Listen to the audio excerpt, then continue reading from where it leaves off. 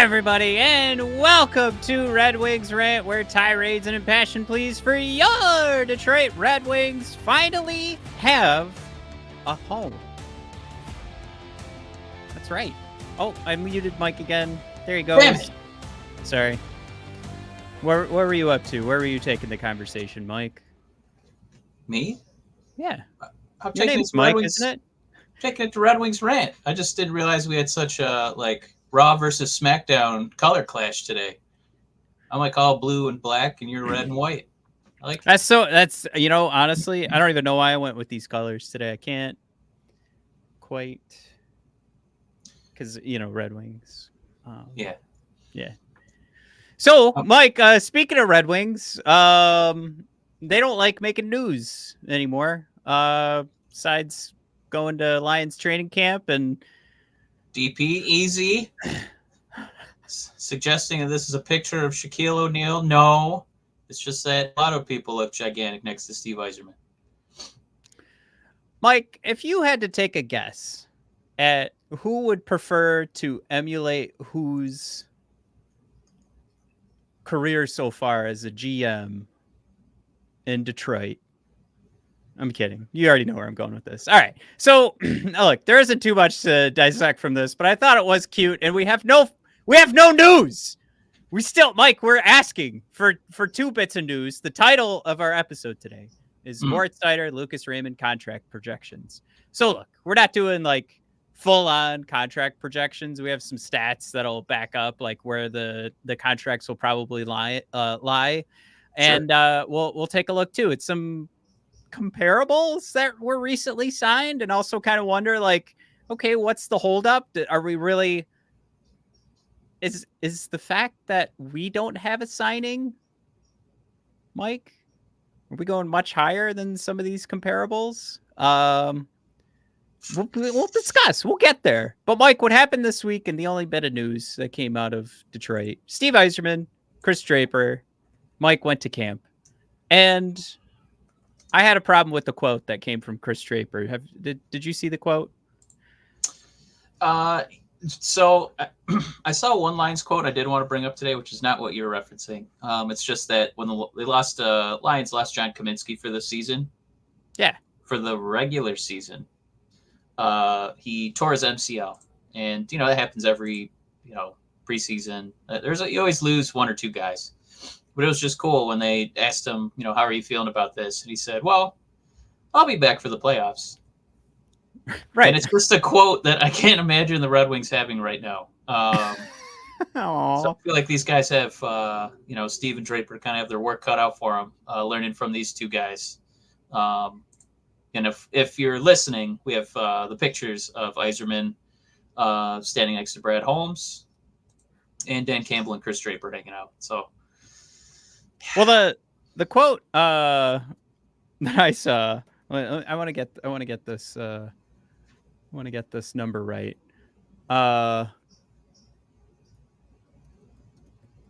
quote that I saw came from Chris Draper, and he was asked, he's being interviewed about being at camp, and what are your feelings, Mike? I wasn't a huge fan of the quote that Chris Draper said. Well, you know what we're trying to do? We're trying to emulate what these guys are doing right now, and we just wanted to come take a look.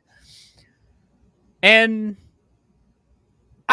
Mike, is a 2-year head start that Steve and Chris had on Brad Holmes? Is that enough? Is that?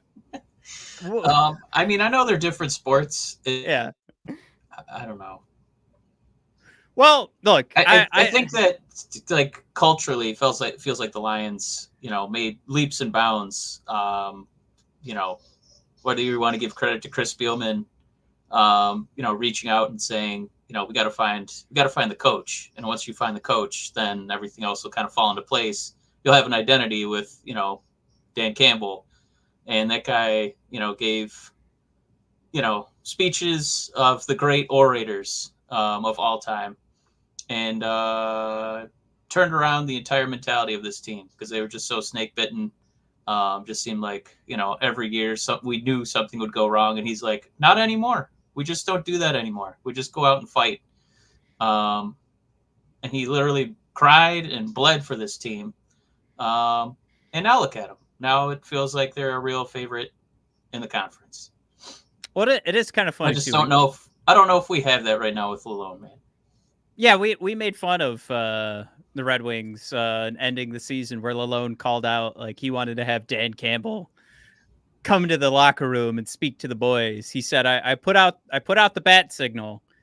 We made fun of Lalone, like just saying like, "No, man, we have a coach. That's you. You're the one that's supposed to do that stuff.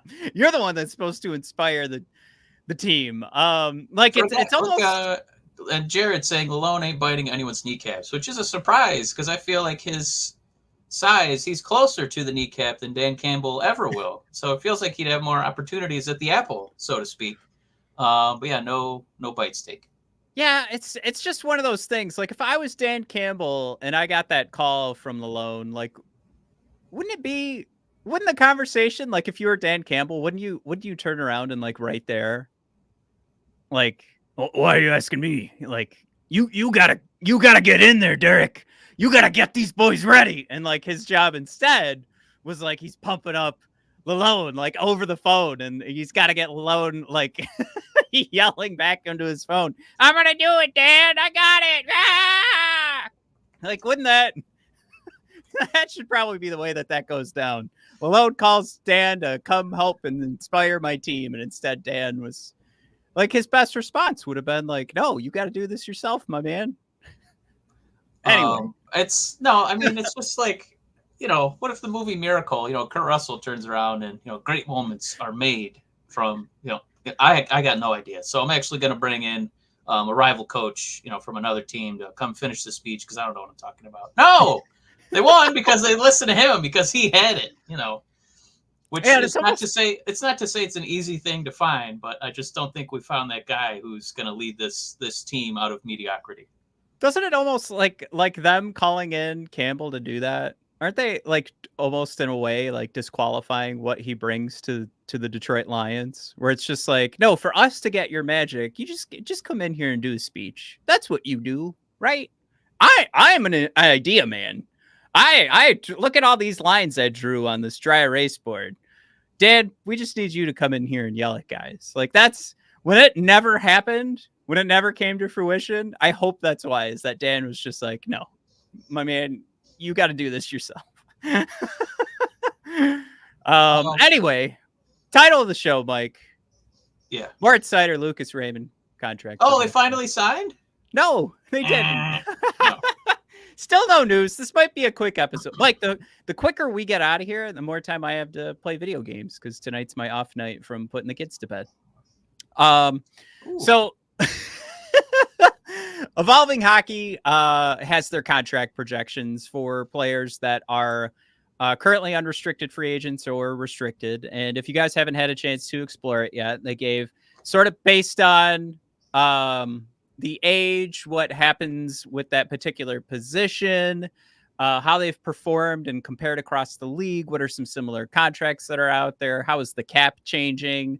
Evolving Hockey poops out a number, right? It's not about where the player's going to be. It's about what they've done so far, and players in similar situations, what have they signed for? I think just being the fact, no matter if you guys think when it comes to winning a Stanley Cup that Moritz Seider will have more of an effect or Lucas Raymond, Evolving Hockey, again, I'm going to use the word pooped, out a number that is reflective of 7 years, 7.76 for Lucas Raymond, and 6 years, 7.6 for Moritz Seider. For these two players, you might want to make an argument that maybe Seider would be smarter to go with 6 or 5 or 4 years. But that's not what Steve wants to do. Mike, Steve wants to lock these boys up. Now you could see another chart on here for some of you guys. Let's we'll make this as big as we can so everybody can take a peek at this. The other chart on here is calling out like if they go 6 years, if they go 7 years, if they go 8 years. And the 8 years for Raymond comes to 8.8. Moritz Seider is 8.495. But again, what they're actually projecting with their system here is 7 years and 6 years. I I don't know how I feel about this, but this is just like Mike. This is like step one in trying to figure out what we're gonna do here with Raymond and Seider. I think the combo of those numbers makes sense for the cap. I don't know if it makes sense for what Seider's going to get and what Raymond's going to get. Mike, ask away. First off, can I just say that based on performance, those are like projection salaries, because I don't think either of those guys are worth almost $8 million. Is that fair? I feel like Mo would have to score more points, and Raymond would have to be a little better on defense to like get that kind of money. So these are we think you're going to be worth this eventually. Well, I mean it's also the conversation, right? Like this length of term, right? For sure, that projection there. But I think it also comes back to too, like I think we've all been saying like something around like under 7 for Lucas Raymond and something around or under 7, and then somewhere around 8 for Seider. So those numbers would change. I think there's the conversation too, not just production, but how hard is it to find a Moritz Seider is why that number goes up. I think a big-bodied right side defenseman who has shown, like regardless of the statistics, we know this guy can shut down. We've seen him shut down Connor McDavid on a breakaway. He's had his moments where he shines, and we've seen. I would say an upwards trajectory. There we go. I always struggle with that word, actually getting it out of my mouth. For what he can do defensively. And we all know that this past season, him and Jake Wallman were tasked with not only the toughest assignments, but they were like far and away, like given elite and first line players. So those numbers aren't going to look amazing. But eventually you'd like to see those numbers start to look a little bit better, like the actual results of if Seider's going to go up against the opponent's first line, against elite forward groups. For it to make sense, he's got to be successful. You can't just say like, yeah, he went up against Connor McDavid. You know what? 7 goals allowed. But gosh darn it, he tried, and he went toe-to-toe. Blame it on the goalie. Yeah. So certainly those numbers have to get better. But yeah, like if you're looking at take a look at 1 year. If we sign Lucas Raymond, Moritz Seider for 1 year, what does Evolving Hockey say? 4.3 for Lucas Raymond, $5 million for Seider. That seems right. What are you going to pay a first line winger and a first pair defenseman? That would be a hell of a steal for 1 year. But then you're also guessing like, yeah, those numbers are probably going to go up because Seider's going to get power play time. Lucas is just a tiny bit smarter and stronger, and point projections go up. So certainly there's a lot of projection baked in here. I just wonder if this is a precursor to the relationship that Yzerman built with Steven Stamkos. Where it felt like Steve tried to do everything he could when he was with Tampa to, kind of undercut, what that guy's value was. And I guess it makes me nervous because these are 2 players who should be, as far as the letter grade, A's.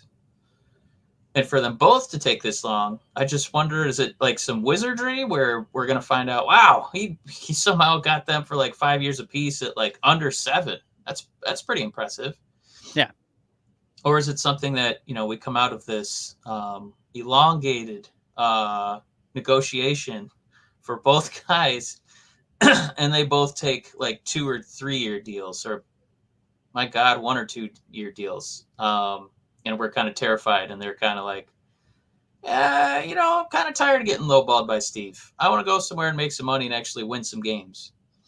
Do we think that it's likelier we come out of this with, one of those classic NHL mortgages, or that these guys kind of are fed up and they want to have a shorter deal? I don't think it's about being just like fed up. I think it's a smart move by an agent right now to do a short-term deal. The cap is projected to go up again next year, up again the year after that. There's going to be so much more money to take. Now that sounds like the exact speech Yzerman will have to give when they insist on only a 1 or 2 year deal. they're actually being pretty smart by not signing with us for the long haul because, think about all them the cap going up. So then we're going to reassess how much those guys are worth in a world where the cap's at X amount of dollars. Yeah, but I think when you talk about projections, like this is your take is the very pessimistic, like these guys will not pan out. When I think across, I'm not even talking about them not panning out. I'm more concerned about what does this mean that it's not done yet? No, is this like all smiles from all parties at the end of this, or are Mo and Lucas going to come out of this signed but grumpy? I think Steve will want to get this for 8 years for both guys, and I think both guys do not want to sign for 8 years. I don't think it's about I hate where this team is headed. I think they just experienced something where they were a smidgen, they were a sniff away from the playoffs, right? Like, couldn't you argue for Lucas Raymond and Moritz Seider? All they've seen so far is this team get better and better. Like we're on this perspective where we're not in practices, right? Like we're not experiencing this team all the time. All we see is no playoffs, and we are upset. For Seider and Raymond, they've seen this team improve. So I don't think that they're like fed up, and I don't think that figures in. I think what this is it's two players who might have some pretty smart agents on their hands. And as much as that might frustrate everyone, I do think it's a very smart move on their part. And as a podcast, I like to think we both support players above, like, who would you rather, Mike, at the end of the day was making more money on this deal? The Illich family or Lucas Raymond and Moritz Seider, right?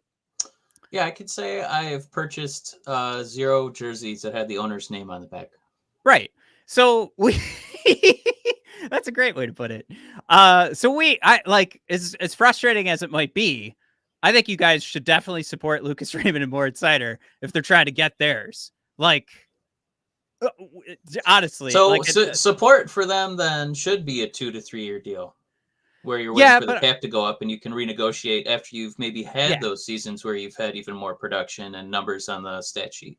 Yeah, but I just think that they're probably looking more at like 4 or 5 year deals. I think that's more like the norm. I think that's a loss for them, honestly. I don't disagree with you.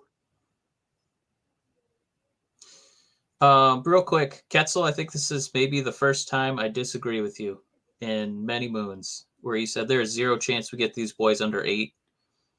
I just right now I don't know if Mo's earned it yet. I think part of the reason to get a short deal is that Mo would be able to have that season where he, gets some buckets, so to speak. Because then I think he could really earn like 8+ as opposed to maybe getting close and maybe nudging that number. I think he would want to give himself another opportunity here to, like Matt was saying, sign another contract with the cap going up.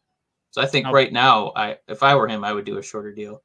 Now, Brian says, because he's so eloquently used the word dumb. Brian, just, genius level comment here. But dumb argument, support the team. Cheaper contracts is good for success. Brian, I'm gonna steal your approach. No fucking shit, buddy. But what we're saying is like, hey, guess what? There's a couple of humans on the other side. So while you're pissing and moaning about a contract that isn't necessarily going to work out for your favorite team that wears a red piece of cloth on it, I guess, which is where your alliance lies. There's a couple humans that have a couple of agents, and you know what? They're going to try and get theirs. So Brian, thank you for the dumb argument comment. But yeah, we all know what the other side of this is. And I think maybe I'd like to present every once in a while something that isn't so painfully obvious. And the fact that a couple of humans are also involved in these contract negotiations. Thanks, Brian. Appreciate that. I wasn't sure how to interpret that. If he was saying it is a dumb argument, support the team. Like, cheaper contracts is good for success. Right? Shorter contracts are good for, I feel, the players.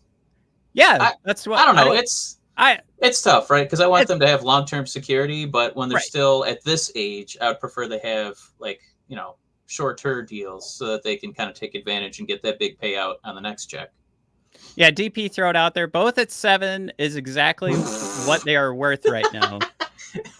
Dan B saying, I don't support the Wings by purchasing jerseys, but each week Priority Garbage picks up my trash. I feel like I'm doing my part. Thanks, Dan. I love that Dan, comment. fun fact. I live in Waterford, and the excuse they've given us is that our usual garbage trucks are down. So we've had to outsource. And the one team to come in that we were outsourcing to was Priority. Wow. So I'm actually grateful for Priority right now. I've only ever seen the dumpsters myself. Now, I do want to come back to a comment because this is part of our topic By the way, today. Blake, I feel like Blake does a lot of swerves when we have these debates, but he said players should fend for themselves. Millionaires being greedy, play to win. Hell yeah. Blake, high five, man. Yeah, fend for yourself, bro. I mean, they don't care. Look at Larkin, taking hits to the back of his head. Who knows how that's going to impact him the rest of his life. So get that bag, son. Get that big bag of money. So Dan B asked earlier, this was about 12 minutes ago. So you're telling me Mo signs for less than Brock Faber. I don't see that happening. See, now, Dan, first piece of evidence here. This was statistics, which, Dan, I think you're my man, right? You hate evolving hockey. Now, this is where statistics takes the conversation for contracts. It's not really taking too much into consideration here outside of like, where do these players who are at this, draft position and have gotten these opportunities on first lines and first pairings, where do they trend? And that's where these numbers come from. Now, what kind of ruined everything for us, Mike, is Brock Faber signing an 8-year contract extension worth 8.5. And Dan, this is the whole reason I put this episode together. I think you nailed it right here. The other one too. Now, this is just Martin Necas is signing 2 for 6.5. I think when we start talking about Lucas Raymond, we'll talk about something completely different. So you guys could probably see that on the slide. We'll get there in a second. But Mike, where this is headed for Mr. Brock Faber, and I would just tell you right now, and this is probably bias. It's totally fair. Mike, I would guess at the end of the day, Moritz Seider is going to have a better case for, I don't know if I want to say Hall of Fame, but I mean, like at the end of the day, I think we're going to be looking at Moritz Seider as like the end of season, all-star teams, and like chances for Norris trophies would be higher for Mr. Seider than for Mr. Faber. So I'm just going to throw that out there. That's my personal opinion. I do not think that these numbers bode well for your contract because I think Seider very easily can ask for the same number now, and if not, a little bit higher. And that is where I wanted to take this conversation. Even after looking at evolving hockey and kind of seeing like, oh, they kind of got there. 8.495 at 8 years. But now I kind of feel like with this one being signed today, there's no way that Seider is going to get anything less than this. I think the market has been set for guys at this level, at this point of contract signing, and where they're projected for their career to go. I think the market's been set, and anything Steve does now to get under 8.5 would be a miracle, would be convincing Moritz Seider that you will be worse than Brock Faber at the end of the day. Brock Faber is a pretty damn impressive player, by the way. Awesome. But there was a comment I wanted to jump on here. Oh, Dan B just saying, don't let other team GMs, bad deals dictate what you do with your team. I think that is probably on the Yzerman family crest somewhere. It's on the Yzerman shield that he's just going to kind of go his own way. But I think the counter argument to that is sometimes, the market kind of dictates what you do. So I think a good example of that is like NFL quarterbacks. You're like, my God, I can't believe so-and-so signed the most expensive contract in NFL history. Oh, another extension just came in for a different guy. My God, the most expensive contract for a quarterback in NFL. Oh, there's another one. Oh, the new ceiling for NFL quarterback. So it's just kind of, whatever the market says, I think. So Ketzel, before when I pushed back on the Seider not making 8. This is a strong case for him to make 8, but Steve is he's a shrewd man. We saw what he did to Larkin, so I'm pretty confident he's going to find a way to talk Lucas and Mo into doing the same thing. Yeah, no, the Martin Necas conversation gets a little interesting, right? Because this was even a guy who everybody was kind of, I don't know. Yeah, I'll say it. I was going to say the word pegging. I was pegging as a guy who was going to be moved out of Carolina, but he comes back and signs for 2 years at 6.5. This is a guy compared to Lucas Raymond's 70 points. And he's put up 28 goals a year before, 24 goals this past season. His shooting percentage is a little bit lower than Lucas's, so you could kind of make the argument like that could be where Lucas projects if he has a more average shooting percentage. Now, we don't want that. It's very possible Lucas Raymond kills it year after year after year and just breaks records with shooting percentages. But what is the true likelihood of that? So I brought this up not to say like, oh, Lucas is at 6.5. But to say that I do think this does another bit of level setting and where this could actually benefit the Detroit Red Wings, where if you were looking at Lucas to being between 7 and 8, you can get it a little bit closer to 7 with this argument. Necas is still 25 right now. And he's not a point per game player, but you could make the argument like that this is a player you'd love to have on your team and as a center. The real comparisons here is just like, oh, this is a forward that signed.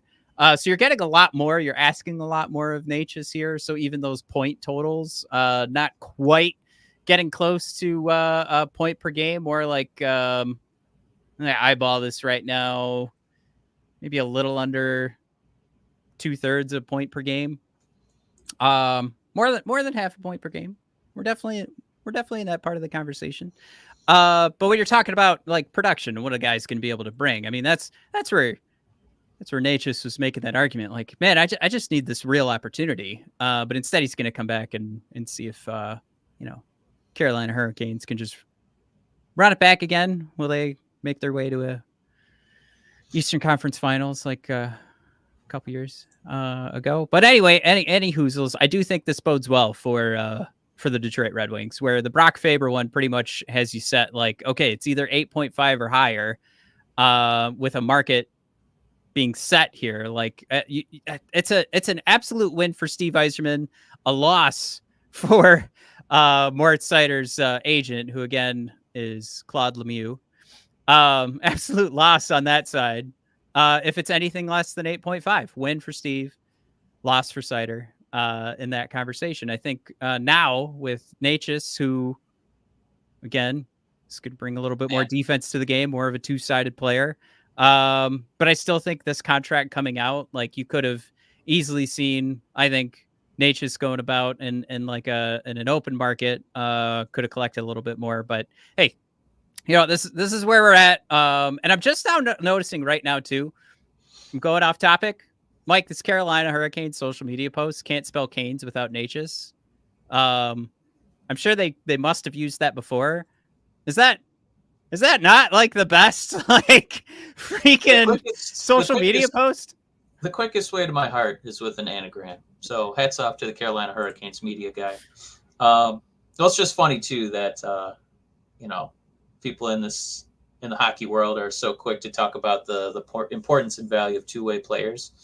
Who still doesn't quite value that is the people negotiating contracts. Because if this guy actually plays more defense than Lucas, he should be getting more money than that. But based on Lucas's offensive output, if we're comparing these two deals, I actually see Mo coming under the Faber deal, and I see Raymond exceeding the Necas deal. For sure. Yeah. Both ways, I see them kind of boop. For sure on Lucas Raymond going above Necas. I think this is the one that is tough for me. So we're right now for the podcast listeners, we're taking a look at a comparison of Brock Faber and Seider. You actually, I didn't realize this, but you've got a full year of life ahead of Moritz Seider with the Brock Faber deal. And yeah, like you said, Mike, the numbers actually test out here. It's a better grade for Mr. Brock Faber at this point. Now, you can see here the competition that Moritz Seider faces is actually at the top of the league. So is Brock Faber's. Holy mackerel. But yeah, the production goals is just a smidgen higher, better performance, penalty kill wise. And yeah, you know what? The finishing is higher for Moritz Seider, but remember, these are on ice statistics, and for easily one of the higher like excelling beyond where they were supposed to be shot percentages in the league. So that's where that finishing number is coming from. But certainly, yeah, you're right, Mike. On the Seider side, Faber's got him beat. Even strength offense. Seider's got him beat just a smidgen on the even strength defense. So they're about fair. They're evenly matched there, I would say, even though Seider takes the win. So basically, statistically comparing these two, Mike, you're right. This is the difference between even how Jay Fresh says it. Number one versus just a top pair defenseman in Moritz Seider. Yeah, it's very interesting. Even to take a look too, like you're not able to see trends with Mr. Faber, but you can see the trends with Seider. And the more that they've asked him to do, the less effective he's actually been on the ice. So the more ice time and the harder assignments they've given him, the less effective he actually is. So the big change here will be, did the Red Wings add enough to this defensive core to allow Moritz Seider to do what he does best? And I think we answered that a week ago and unfortunately said no. One other thing to kind of just put in consideration when we're negotiating these deals, and there's like a closed doors, we know it's there, but we just don't mention it, is that there's a salary hierarchy. So, Lucas and Seider, what are they, 23 and 21? 22, 21? Oh, 22 for Lucas, 23 Seider's for Seider. 23, Lucas Raymond's 22. Yeah, because the other two deals to kind of compare this to, besides the recent negotiations outside of the Red Wings, are Larkin and DeBrincat. They're not going to beat Larkin, so just get that out of your minds right now. But DeBrincat, he's making 7.8, Matt, at age 26. A guy who did have, I think he had one 40-goal season, and he's been riding that season for years to come. So do you see do you feel like this is another kind of, with the scales, kind of an against for them making 8 and above? Because I feel like it is. I feel like they're going to probably tier both of those guys below DeBrincat, at least until their next contract. Wow. That is a great question. And I think that's where my mindset kind of started with where I saw Lucas Raymond's contract landing. I don't think DeBrincat's, if you're asking this, I don't think DeBrincat's contract is going to mean anything to Seider's.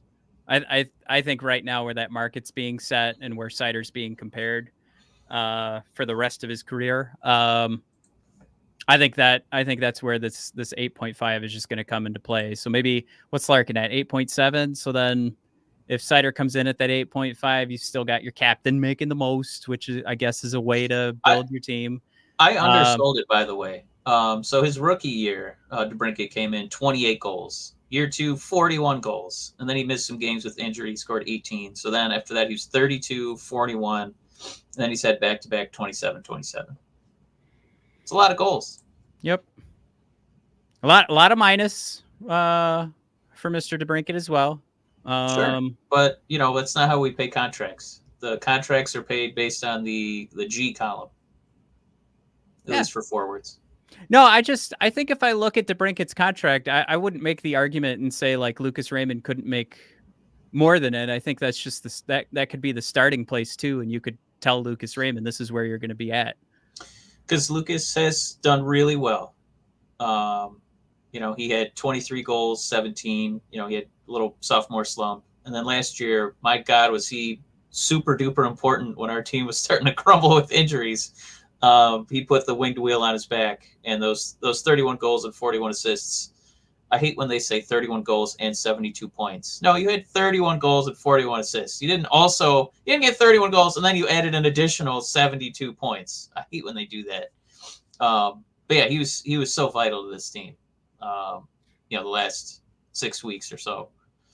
So that'll factor in, but he doesn't quite have that G column as full as DeBrincat. So I think that might have a little impact. For sure. Could be part of the conversation too, where Yzerman was laying the groundwork, where he was like, "Hey, DeBrincat had an off year. He's going to come back next year. Don't you guys worry about it." In his end of season press conference. Now Jim's thrown a couple comments. Jim, I was going to say Jim. Raymond's contract he's got at 6 for 7.75, which is bear with me, which is a touch below DeBrincat. Jim, I like it a lot. And then he's got Seider at 8 for 8.35, which he amended to 8.25. Oh, 8.25. I don't hate it.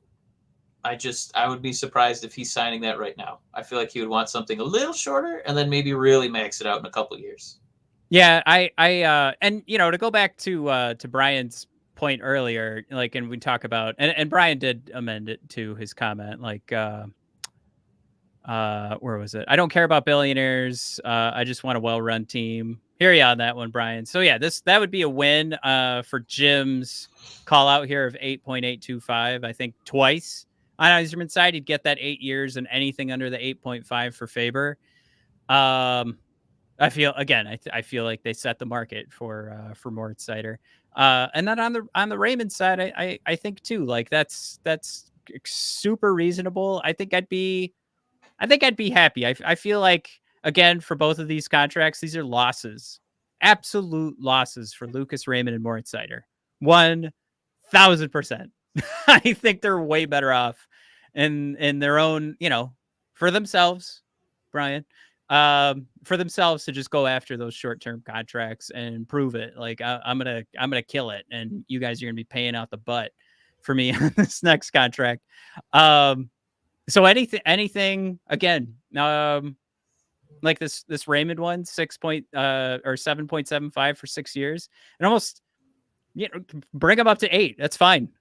Because that 6 years is what you want. You want that contract length to be as long as possible. You want to hit the 8 years, but you want to try and get him under market value. If you're Steve, in those years when he's 25, 26, 27, 28. So, and if the cap starts jumping the way they're projecting, again, 15 around like 12 or 15 mil the next season. I mean, that's looking at this. That's like a Lucas Raymond plus another like pretty good contract that you could fill in on the team.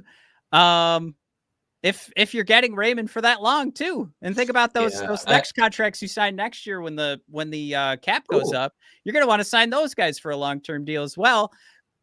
Whoever, if it's a free agent signing or whatever's going on there, reason being the cap should continue to go up because it's been held down for so long, but the league has still been making money. Overall, so they're still bringing in the revenue, so that cap should be going up. I mean, hell, just because of inflation, it should be going up. So for all intents and purposes here, anything you could sign for probably more than 4 years is going to be a huge win for Steve, because that's going to basically, you're opening up your window at that point, maybe another year from now, but that's your window to like win a Stanley Cup, because then you're hoping that another couple of young guys come on the team and fill out the bottom 6, and then you're hoping that a free agent signing will. Speaking of winning a Stanley Cup, Dan B, he's always got something provocative to think about. Whatever it takes, he says, as far as setting up this cap sheet, whatever it takes to prevent the problem they have in Toronto with 4 guys getting 50% of the cap. Yes, Steve does manage his cap sheet in a much cleaner way than Toronto does. However, Toronto does get to play playoff games, so we don't. Yeah, I might be picking Toronto to win the cup this year, guys. Ooh. Just so you know. I get it. I'm not gonna hate. I'm a weird bird. I think I'm in the minority where I support like moves like Toronto, like the teams like Vegas, the teams like Tampa, where they come right up against it and they got to get creative and, fill out their team with jabronis or put guys on long-term injured reserve for 8 months. I understand that, Steve, it's probably when you go to your boss and show them, what do the books look like, Steve, and they're manageable. I got all these short-term deals, no long-term commitments. We'll actually save a couple. We'll be under the cap every season. But, it hasn't amounted to winning yet. So there's Toronto. That is, not the best way to manage your team, right? Because they probably have won once or twice, which they have not. A style that I do envy and admire. I do envy and admire Toronto because they're still they make it difficult for themselves, but it's a very watchable product, and you get to watch playoff hockey every year. Yeah, and it's 82 games too that still count for some pretty good memories. Ketzel thrown in there. All I care about is the term. Yep, that's gotta be the talking point here. Because the more we kind of go over this, it's got to be Mo and Lucas are saying, dude, it's stupid of us to sign long term right now. Stupid. Like these other guys that are doing it, stupid. You're not being, you're not having any foresight. Like you want to take advantage when the cap goes up. Otherwise, you might be getting paid less than Ben Sherratt when he renegotiates, for 1% of the cap. But suddenly that's $8 million a year. Some ridiculous number like that. Can I say something too? Sure. Am I allowed to talk? You say a lot of things, Matt, but go ahead and throw in another one. What do you got for us? Isn't there an element here that if we're not willing to risk maybe overpay for a year or two on Lucas Raymond, shouldn't we fire Chris Draper at some point? No. Right? There's the guy. I don't think that's on him. That's on Yzerman.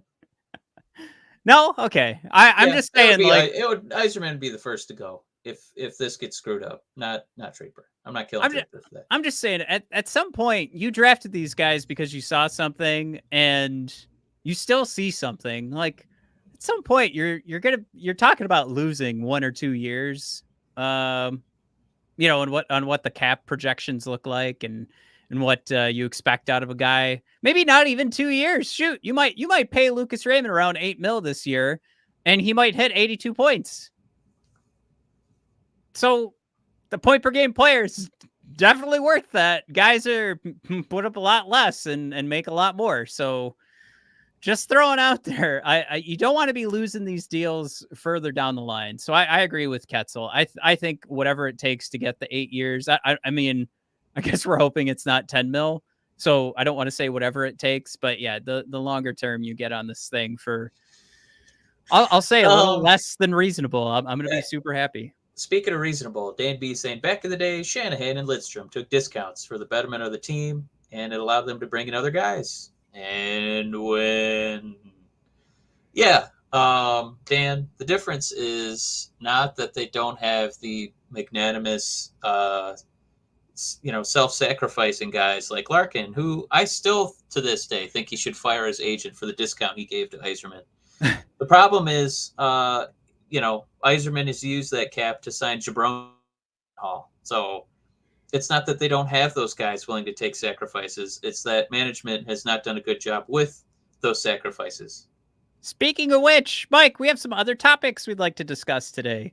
So, should I transition? Do we want to keep talking about this? I kind of like that. We're all proud of you if you transition. Thank you. All right. Mike Dobluschizn put out his contract efficiency rankings for 2024. Which teams spend their money most wisely? For everybody listening to the podcast, you just start guessing when you think I'm going to stop naming teams. No, don't name all the teams. Before you just throw more egg on the Red Wings' faces. Is there any kind of spark notes or cliff notes of what this actually means? Which teams spend? Because I'm seeing the Utah Hockey Club at number 7. Are they what does this mean? Which teams spend their money most wisely? So it's about efficiency between the dollar amount and think about all the JFresh rankings we take a look at. Think about all the evolving hockey wrap 'em charts we take a look at. Are these guys performing at least at their level of contract or better? So you think about those Nathan McKinnon deals that are now gone, where that guy's making an argument for Hart trophies, and then at the same time he was getting paid like $6.8 million a year. So is it players? They have like teams that have the most players exceeding their dollar value. I wouldn't say the most. I would say we're taking a look at the team overall, and or there's is going it to guys who have like cheaper deals and they're outplaying them? Like I'm trying to figure out if this is more reflective of players having good seasons or ownership kind of being in a good spot with signing, cheaper short-term deals. Because I see the Red Wings definitely in the bottom third of the league here. Yeah, so you're talking about both here. Like it's not one or the other. So it's like the title of the article, who spends their money most wisely. So you want to take everything into consideration here. Are your guys performing up to the level of the contract or exceeding that? Or, Mike, do you have Andrew Kopp on your team? Is basically what we're asking, which is a contract that you're overpaying for a guy who's not bringing enough to the ice or preventing enough chances to make that a legit contract. I want to make sure we contextualize it as much as possible, because one of the teams that's in the top 10, and I think Dan B and I would have some questions, is the Toronto Maple Leafs. So how does a team like that, top 5, if you're just listening, it's like Florida, Edmonton, Colorado, Carolina, Canucks. So very good teams. Mm-hmm. So I have to think that in some capacity, that's because they're winning so much. Is that right? It's not just the winning, it's your player production. It's a contract that is bringing production to the ice, and like you would guess actually translates into wins as well. But like you mentioned, you have the Utah Hockey Club, but they are just they're not wasting money to lose.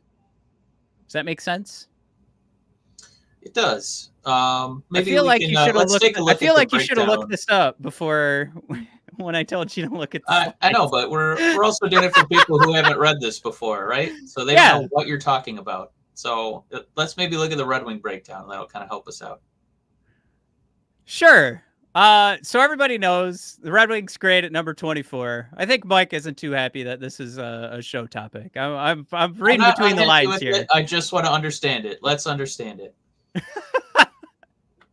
So to spend your money wisely, Mike, you don't want to waste your money on a player that isn't going to perform on the ice. Does that make sense? Sure. Okay.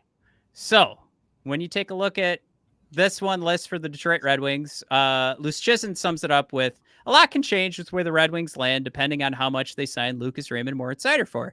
Max term deals, anything below 8.5 for Raymond, and he says 7.8 for Seider would seem like wins according to his model.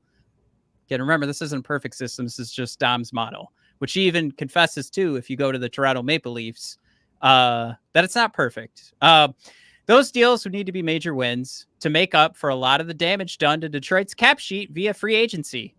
Neither JT Compher nor Andrew Kopp are delivering to the standard they're being paid for, and things maybe even worse on defense. Justin Hall has become a regular scratch. Ben Sherratt delivers closer to replacement level results than the $4.8 million he's earning. And in net, Ville Husso might be the team's third goalie and is the most expensive one at 4.8. Term isn't too big a factor with those deals, so the problems don't compound enough to land the Red Wings lower on the list. So, like the question you asked before, does that figure in? It absolutely does. But the team doesn't have a lot of good value contracts to save them either. Both Patrick Kane and Eric Gustafsson should deliver surplus value, but as Dom ends it here, that's mostly it. That's what I wasn't sure of, if it was like which all-purpose stat they were looking at, if it was like WAR or what. Well, this is this is Dom Lucian, so he's putting together his own player scores as we've taken a look at before. But what he's measuring is going to be those expected goals on ice, and the actual point production is going to figure in as well. Jesus, I'm just looking at I think we can all understand Patrick Kane and Dylan Larkin contracts have been outplayed, right? Where their contributions have been so strong.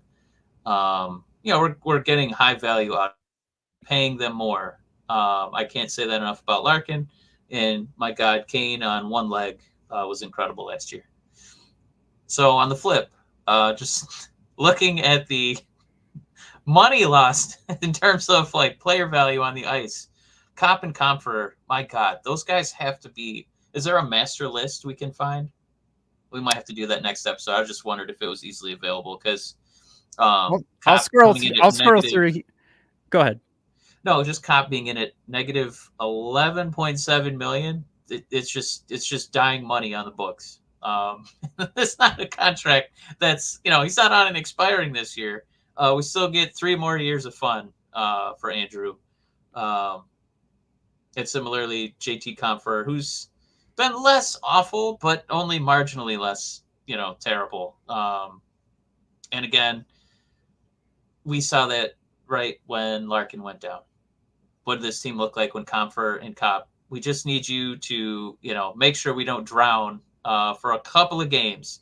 Can you do that? No, the team cratered and we just completely sucked. We were the worst team in the NHL without Dylan Larkin out there. And So the other contracts too, defensively, kind of towards the bottom, based on the model again. Sherratt and Justin Hall, no surprise. Philly Husso also pretty rough, but it's hard to give yourself value when you're not on the ice playing.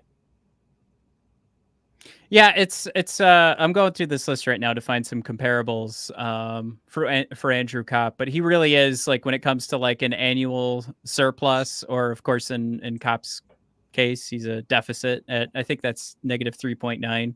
Yeah. You've got the Mark-Edward Vlasics, which is, for another couple years, a bad contract that San Jose is just not going to get too much from. Colton Parayko, the Anaheim Ducks are fielding Cam Fowler, Ryan Strome. Those are 4.9 and 4.1. But you've really got to go to like the bottom of the league to see where these contracts are just not, they're just not panning out. And it was one of those too, where he's also sort of taking a look too, like as you could see, the total surplus or total deficit, like it's not just bad now, but it's signed for a couple of years. But I'm also trying to find like these contract grades too. He's got them graded out. We have the D- for Andrew Kopp, comparable with the Seth Jones contract that's out there. The Chandler Stevenson contract, which was just signed. He was a big free agent pickup for the Seattle Kraken, but what he brings to the ice ain't exactly worth it. We all said at the time when it got signed, wow, what a massive overpay for Chandler Stevenson. And that's where Dom's model kind of lays that one out. The Flyers, Sean Couture, and then we make our way up to Detroit and the Red Wings. Now, if you really want to dissect this, we could take a look at like what's going on with Utah, right? So their worst contract is a C, and they're paying like their worst contract is a guy who's making $2 million by 2 years, and he's basically just losing that $2 million. Oh, right? So they don't have like any dudes making monster money that are, Andrew Copping the whole team. Right, except for Mikhail Sergachev, which is a surplus for them. He actually could get paid a little bit more based on his production. And so he's actually a B contract. Yeah, they're not losing in too many. They're not losing in too many spaces here. Before we jump too far, Dan P says, "Have no fear. I'm hearing the 3rd year after core surgery is where you really get back in shape." Alluding to Andrew Kopp, our dear friend. Matt Ketzel thrown in. I think I disagree with Ben Sherratt being so low. Yeah, maybe the model's taking more of an elongated approach. Right? Because he did have a better second half last year. I mean, he did. I mean, you could make the argument too. What's funny with like Petrie being actually a surplus value with his contract being, held a couple of times across 2 different teams. So now he's at what, the 2.7? 2.7, is that what that says? Yeah. So then Sherratt is just it is going to add up over time. The 4.8. So the argument would be if you get Sherratt's production at around 2 million, then you're not in such a bad position. But like, doesn't that make sense though? Like, we had to trade away Jake Wellman, right? To like pick guys up. So yeah, this team free agency wise has been absolutely decimated. Like we have not been signing guys well.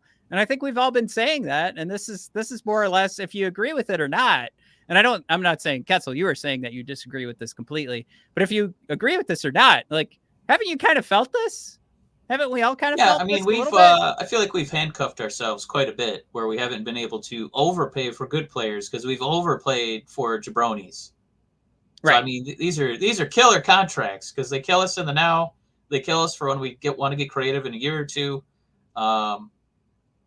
You know who they get you to a point where you got to include draft picks to trade Wallman. So do you want to take a guess at San Jose Sharks' third best contract on the team? Oh my God. Is he still on the active roster? It can't be like Zadina. No. It's Jake Wallman. Is it Wallman? Yeah. Wow. Good for him.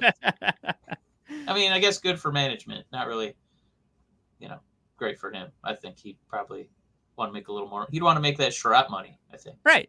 I mean, think about like the Florida Panthers right now are number one, right? So Matthew Tkachuk is at $9.5 million. And this is a guy who challenged for a Hart Trophy over 100 points just a year ago.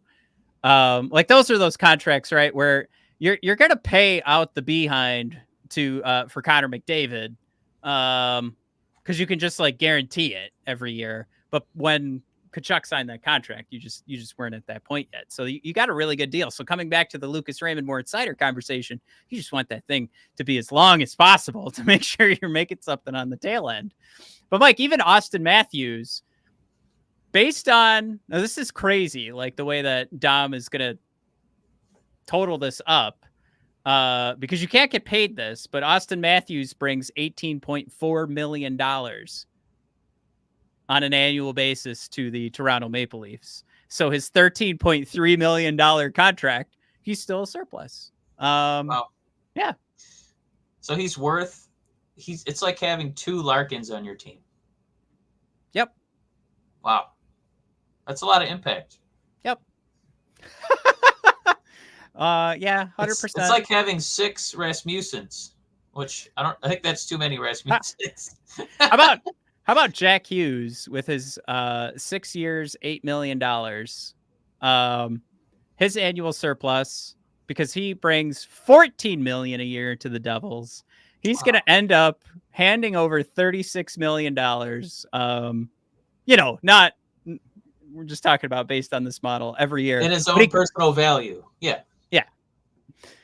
It's I mean, these are fun charts to go through, right? Like it definitely makes sense from the Red Wings perspective and what we're looking at. Have we spent our money wisely? We've felt it. We talk about like playing the eyeball test all the time and not just looking at analytics, but this analytical representation. You would have liked to not have to trade away Jake Wallman, no matter for the amount of people that have made the argument that it was a good move by Steve. It was a good hard cap move. You got to make moves like that. But because he's been such a disaster in free agency, this is where we're at. I don't know if Steve looks at this chart and feels like a swell of pride that he's got no Fs. I don't know. I don't think anybody has an F actually across the whole league. It does feel like Copp, if anyone deserves an F, it should be him, right?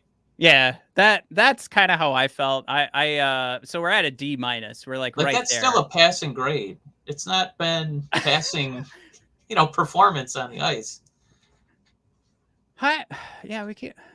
You know what's funny? Like William Nylander, he's actually a D on the Toronto Maple Leafs. Because he brings just under 10 million, but he's getting paid 11.5. See, now that's some bad work on Toronto's side. Bad management. Yep. So negative 12 million over the life of Nylander's career. This is just fun to run through these numbers. But look, you're not going to win in free agency. So I think we were talking in what do we have? Discord this past week, how it was like, you can't say like Steve is on the hot seat, right? You could say like what I've made the argument is like, I think we could take him down from the pedestal that he's the greatest GM of all time. I think we can, that pedestal he was on, he definitely needs to be taken down. Because the greatest GM of all time doesn't come attached with excuses that, well, Ken Holland was the GM before me. But I think absolutely conservatively there might be more aggressive ways that you and I have made the argument. He could have picked up some more first round picks and given up on some guys maybe a little earlier, maybe not signed so many free agents to keep sort of tanking because we weren't really going to win the Stanley Cup with some of those free agent signings. And now we're at the point where it's like, oh, we very clearly did not. And Andrew Kopp is now 30. And that core never improved, Mike. Never did. Never improved. So it's really not until the 9th year, which is tough. But he'll be on a different team by then. He'll be retired. He'll be on a beer league. He's going in the Red Wing rafters. I don't know what you're talking about. And back to my conversation with Brian earlier. Like, good on Andrew Kopp. He was like, Steve called. Hell of an agent. First day of free agency and offered him that contract. Andrew Kopp did not waste a lot of credit. We give Steve a lot of credit for using the Jedi mind trick on these other GMs, but man, if Sherratt and like Kopp, like these guys are like, no, dude, it's a good idea. Keep me around. I think 4 or 5 years. Wasn't Andrew Kopp like a noon signing on like the first day of free agency, like 12:01? Sign it. He couldn't hit that red button quick enough. Go. Baffling. So. Yeah, I think the best point here to be made, even though we ranked 24th, was made by Loose Chizen, that the flexibility is still there. And to go back to the point where it's like, no, Steve Yzerman is not in the hot seat. And that's not just because this is, Steve Yzerman's city and this is the Illiches that own this team. He's not in the hot seat because like Yzerman's the Penguin. It's my city. Yeah, this is my town. But let's we are at an hour and 2 minutes, man. We do want to wrap it up. I know. I wanted to do this episode in a half hour. Okay. We have a few other topics to talk about, so we'll save those for next week because I'm almost positive we're dying for content. We're not going to have anything else to talk about next week.